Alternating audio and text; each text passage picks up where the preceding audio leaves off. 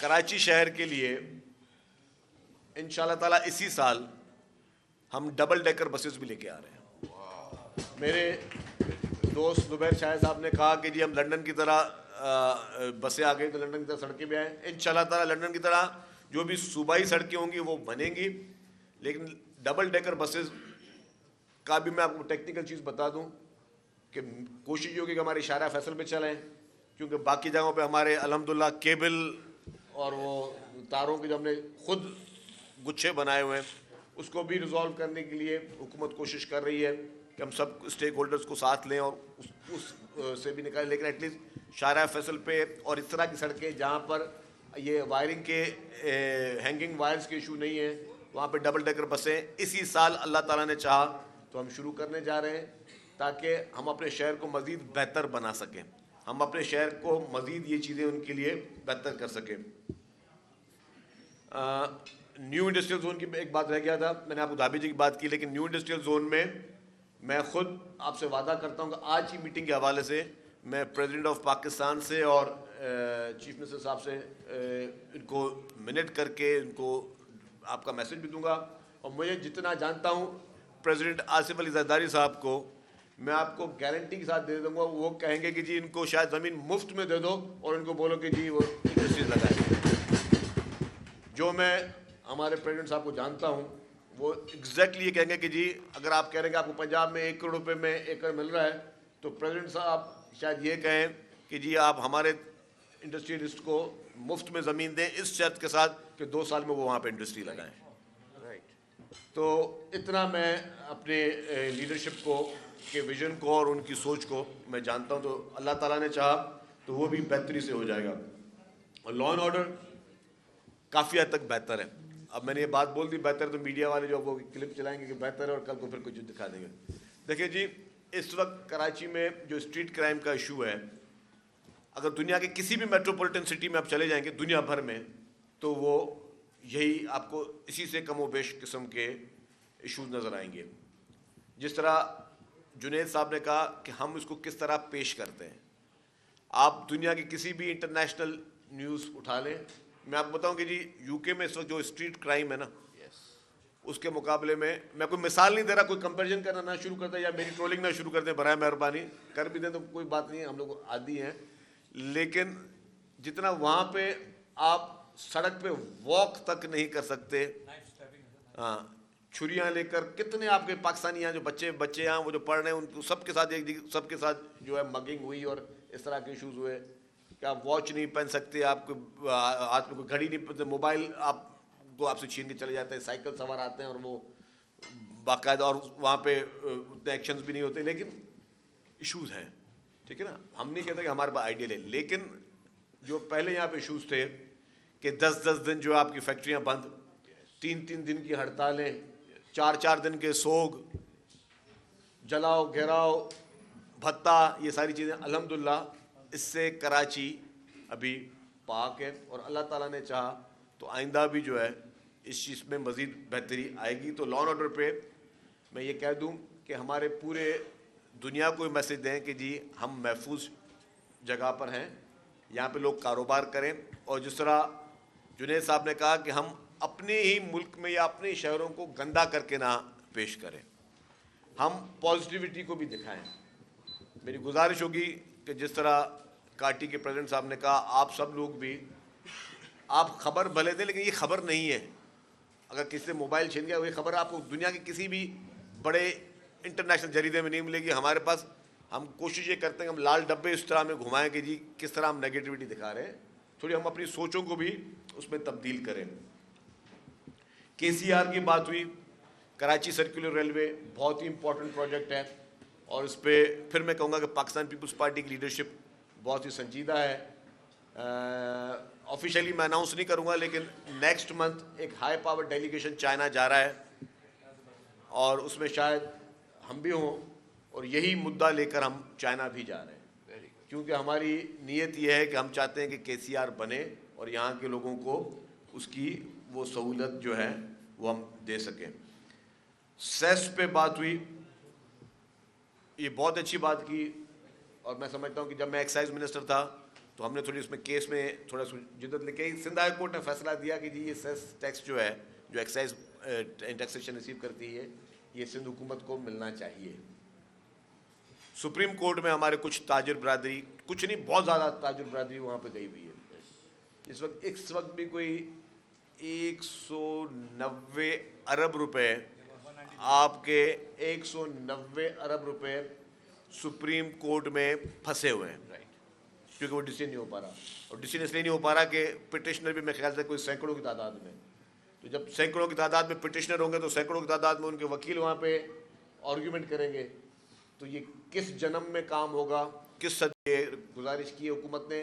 Private councils को भी higher किया कि जी इसको ख़त्म करके इसको हमें रिजॉल्व करके दें। देखिए जी ये पैसे हुकूमत सिंध को मिलने चाहिए ताकि आपके इंफ्रास्ट्रक्चर पे खर्चा हो। हम इंफ्रास्ट्रक्चर पे खर्चा करने के लिए तैयार नहीं हैं,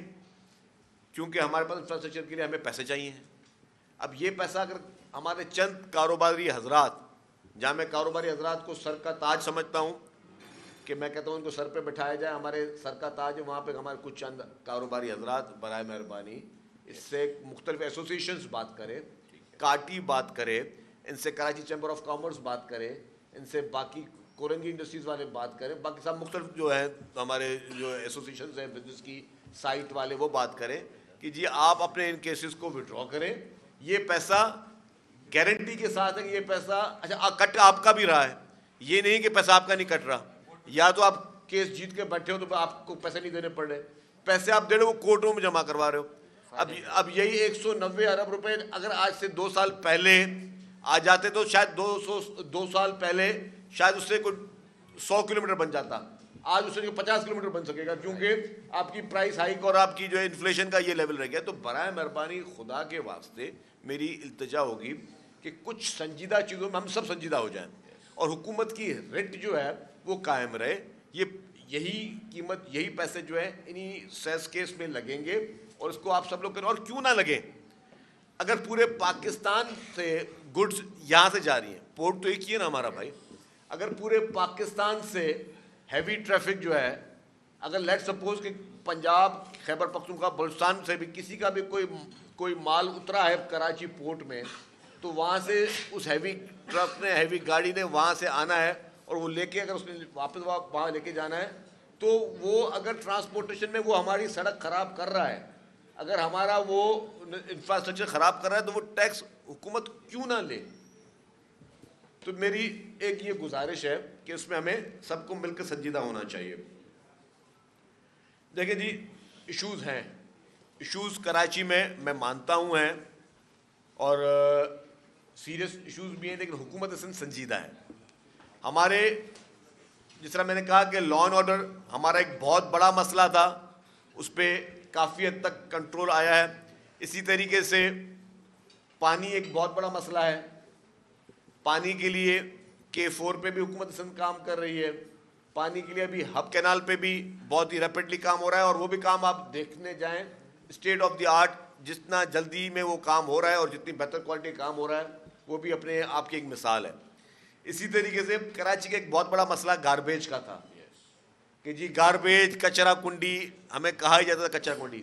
हुकूमत सिंध, आपकी हमारी हुकूमत सिंध अरबों रुपए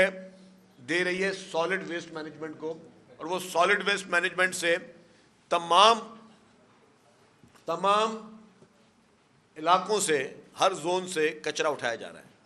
ठीक है, 100% नहीं होगी, लेकिन मैं इतना कह सकता हूं कि जहां पे आपको सड़कों पे कचरा कुंडी नजर आती थी, 90% इस वक्त कचरा आपका जो है वो उठ रहा है और वो जो है गार्बेज पॉइंट्स है वहां पे पहुंचाया जा रहा है। 90% जगह से जा रहा है। हो सकता है किसी किसी जगह में थोड़ा कम हो, लेकिन आपने देखा कि जी अब ज़रा हुकूमत में वजीर ने खुद अपने हाथ से तो कचरा नहीं उठाना, हम मतलब गवर्नमेंट ने पैसे देने हैं, पैसे भी दिए चाइनीज़ कंपनीज़ को, टर्किश कंपनीज़ को, लोकल कंपनीज़ को भी नहीं रखा गया, उनको पैसे दिए कि जी आप ये कचरा उठाएं और ये कचरा उठा के आप जो है वो लैंडफिल साइट्स पे दें। तो उस पर भी हुकूमत ने अपने पार्ट पर, वो हैदराबाद में भी जो है वो यही सॉलिड वेस्ट मैनेजमेंट कायम हो गया, लाड़काना में भी हो गया, काफ़ी जगहों पे दरवाजे नॉक कर करके भी कचरा उठाया जा रहा है। छोटी चिंची मोटरसाइकिल गाड़ियाँ जो हैं उनसे भी वो कचरा उठ रहा है, मुख्तलिफ मशीनरी के ज़रिए भी उठाया जा रहा है। तो हुकूमत की संजीदगी इसमें बिल्कुल जाहिर है कि हम चाहते हैं कि ये कचरा उठे। सबसे बड़ी चीज़ क्या होती है जी? सबसे बड़ी इंसान के लिए चीज़, कीमती चीज़ होती है, वो होती है उसकी जान, उसकी जो सेहत के शोबे में। आप सबने मुख्तलिफ शोबे में बात की, लेकिन जो सेहत के शोबे में पाकिस्तान पीपल्स पार्टी की हुकूमत सिंध ने काम किया है। मैं अल्लाह ताला का बड़ा करम है, क्योंकि ये लीडरशिप की चेयरमैन बिलावल भुट्टो ज़रदारी साहब, प्रेसिडेंट आसिफ अली ज़रदारी साहब का विजन है। पूरे पाकिस्तान में वाहिद अगर कोई शहर है जहाँ state of the art free of cost hospitals मौजूद हैं, तो वो आपका कराची है। आपका कराची, हमारा कराची, जिसमें एनआईसीवीडी के यूनिट्स इतने हैं,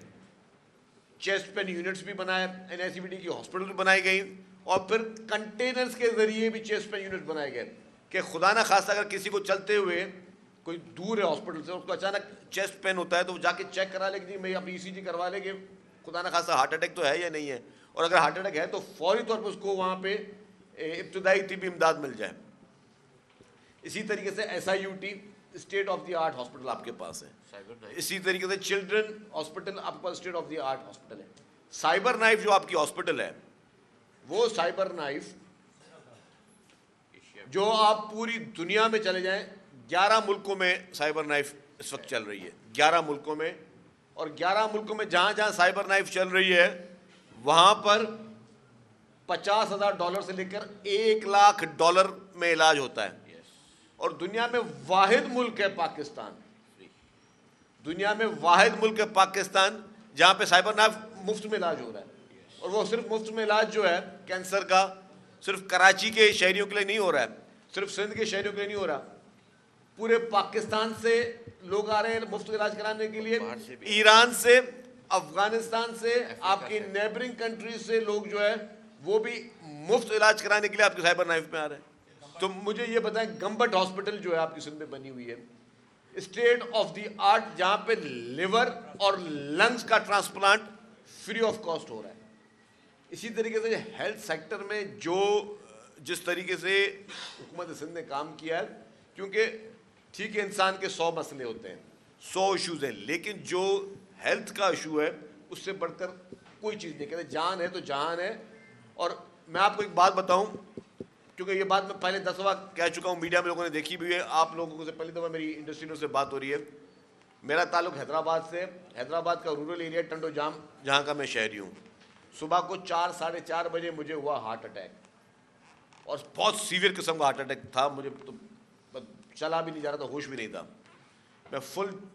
जो है पसीने में और चेस्ट पेन में, मेरे स्टाफ मुझे लेके गया सुबह को 4, साढ़े 4 बजे NICVD हैदराबाद में। और ज़रा वो 10-15 मिनट का रास्ता था रूरल एरिया से।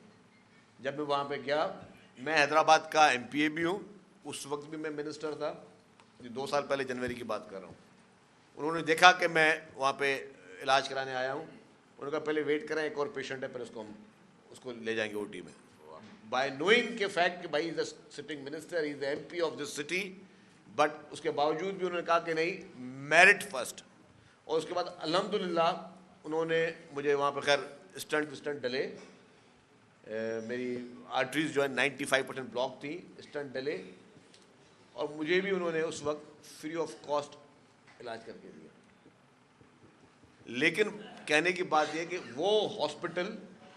जो ये लोगों का स्टेटस देखकर इलाज नहीं कर रही, वो हॉस्पिटल जिसको जो ये देख रही है कि जी कोई भी आ जाए, ये वाहिद जगह जहां आपकी पर्ची नहीं कटती हॉस्पिटल में, कोई शनाख्ती कार्ड आपका चेक नहीं किया जाता। पूरे पाकिस्तान से लोग इलाज करवाने के लिए जो है, आप देखें कि यहाँ पे कराची में आ रहे हैं, और आपके साउथ पंजाब और बलूचिस्तान के ज़्यादातर लोग जो हैं वो सक्खर NICVD और सक्खर के उन हॉस्पिटल्स में जा रहे हैं, चिल्ड्रन हॉस्पिटल में और SIUT में जा रहे हैं। तो ये सबसे बड़े में बड़ी जो खिदमत है ना, सबसे बड़े में बड़ी खिदमत, वो इंसान ज़ात की जान की परवाह करना।